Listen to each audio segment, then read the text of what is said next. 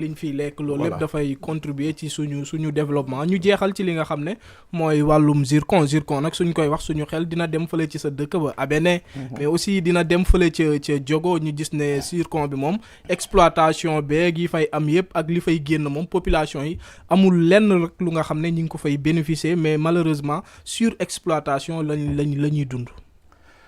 Omar, malheureusement moom lañ doon wax démb fii sur la protection de l'environnement.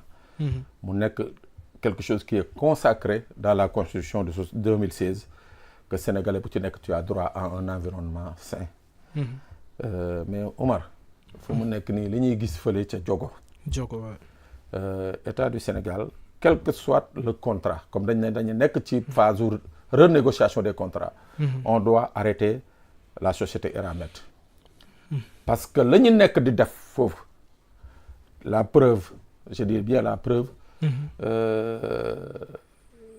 dégâts environnementaux yi nga xam ne moo fa am actuellement kenn mënu wax dum rek c'est-à-dire que le paradis bi nga xam ne moom la fa les populations defaroon dans le désert defar ko ba nga xam ne tey jii c'était l'un des sites les plus prisés au Sénégal fu mu nekk nii mu ngi yàqu nànk-nànk à cause de la société Eramet exploitation bi ñuy def te exploitation boobu qu'on le dise Omar état du Sénégal ay weccit dañ ko ciy jox loolu je crois que c'est un truc bi nga xam ne dañ ko war a kii d'ailleurs sax soo xoolee justement le rapport de l'ITIE sur li nga xam ne moom la Eramet di dugal foofu Sénégal da lay wan ne que quelque part que vraiment ñii fi nekkoon doon négocier ce contrat avec Eramet ñooñu amuñu benn respect pour les Sénégalais donc rapport ITIE bi rek soo ko xoolee rek da nga gis ni que les centaines de milliards yi nga xam ne moom la Eramet doon gagné ak rusitu weccit yi ñu doon jox état du Sénégal dans le cadre de l'ITIE. mais man bi ma bëgg ñëw mooy yor bi sànq Mouhamed mi ngi ñu koy andil mais li ma gis mu wax ko jëm ci li nga xam ne mooy ay école wala boog ay mosquées yu nga xam ne dañ ko démolir. ay cimetières yëpp ñu ñëw voilà dindi lépp loolu dafa nekk lu nga xam ne lu ñaaw la. oui mais d'accord mais c'est l'État qui les a donné la concession hein. État moo leen jox concession bi c'est-à-dire moo tax ma ne quelque part. Il faut que c'était en avril 2022 hein. waaw mais ba léegi nii on peut revenir sur ça parce que lii da ngay waar c'est-à-dire même site de recasement yi nga xam ne dañ ko joxoon population yi ñëwaat nañu encore quelques années après ñëwaat nañu récupérer waat ces sites de recasement là donc loolu day wane ni que quelque part il faut qu'on soit beaucoup plus regardant mais heureusement que te li ci gën a yéeme mooy dans le cadre du fonds d'appui au développement local bi nga xam ne dañu imposer à toutes les entreprises minières un montant de 0,5% du chiffre d'affaires boo war a jox les communes là dara dañ ko dul joxe c'est le même cas fële à Abéné avec la société GSN bii nga xam ne moo commencé exploiter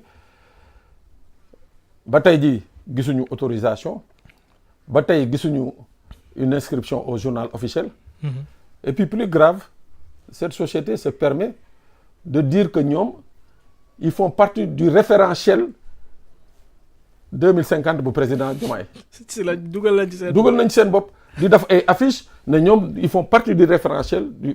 mais Omar draguer gars yi de. di leen charmer. Bon, heureusement qu'on a nommé aujourd'hui au niveau de l'ITIE Thialis Faye du Forum Civil. Mais je dis encore Omar, gis nga les ressources extractives, les ressources minières là. Il faut que les Sénégalais, nos autorités soient beaucoup plus regardantes. Parce que pour des miettes, on détruit un environnement. Pour des miettes, on déplace des populations. Après, nous exploitons lu ñuy exploiter dem. Moi, je l'ai dit hier dans ma chronique sécurité. À Bénin, dans 2 ans, l'aire marine bi nga xam ne nañ fa ériger woon aire marine protégée. L'aire marine va disparaître. Du fait de l'exploitation du zircon. Muy benn ñaar. L'avancée de la mer, l'érosion côtière, toutes les maisons yi fa nekk vont disparaître. Mais loolu à quel prix pour satisfaire un groupe? Un groupe bi nga xam ne tey jii je le répète encore GSAN soo demee dans le rapport de ITIE xamul GSAN. Quand on les interroge non on connaît pas la société mais GSAN fan la jaar ba tey jii parce que y a pas encore une autorisation officielle un permis officiel. Un arrêté na kenn man de gisuguma arrêté bi voilà. GSAN fan la jaar kon. en tout cas man Abéné moom déw ma fa mais Diogo j'ai eu la chance ma parce que jàngee naa li nga xam ne mooy Mboro. côté boobu Mboro Diogo Daaru soo koy wax mooy naataange. parce que am na géej am na ay garab naataange bi fa am légumes yi mais pollution bi presque mi ngi commencé di yàq li nga xam ne mooy environnement bi te dafay am impact sax te ñi nga xam ne ñoom seen agriculture ci lañ yaakaaroon pour dund. moo tax nag agriculture amatu fa.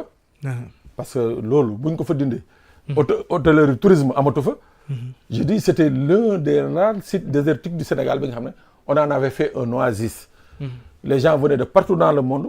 L'un des plus grands festivals de Baaba Maal foofu nañ ko doon tenir.